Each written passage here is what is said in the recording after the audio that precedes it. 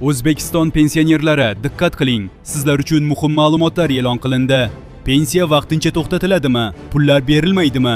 Rasmiy manbalar bu haqida nima deydi? Barchasini hozir bilib olasiz. Assalomu alaykum hurmatli tomoshabinlar. Eng so'nggi va ishonchli yangiliklardan xabardor bo'lish uchun videoga like bosib, kanalimizga obuna bo'ling. E'tibor bering, Xalq banki pensiya tarqatish vakolatini rasman yo'qotdi. Markaziy bank qaroriga ko'ra, avvalgi tartiblar bekor qilindi. Shu bilan birga ishlamaydigan pensionerlarga to'lovlarni tashkil etish vakolati ham bekor qilingan. Mazkur hujjat Iqtisodiyot vazirligi va Markaziy bank tomonidan tasdiqlanib, eski yo'riqnomalar bekor qilindi. Natijada tizim soddalashtirilib, ortiqcha byurokratiya kamaytirildi. Endi pensiya qanday hisoblanadi?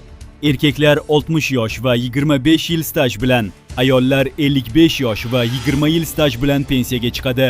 Kamida 7 yil staj bo'lsa, to'liqsiz pensiya, undan kam bo'lsa, nafaqa beriladi. Pensiya miqdori so'nggi 10 yildagi eng yuqori 5 yillik ish haqining 55% asosida hisoblanadi.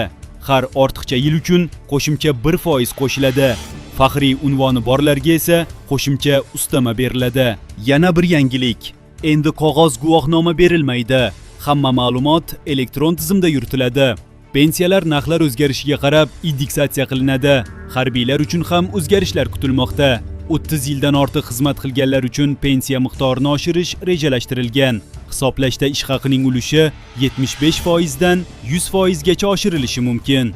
Do'stlar, agar sizga shu kabi foydali ma'lumotlar kerak bo'lsa, videoga like bosing va kanalimizga obuna bo'ling.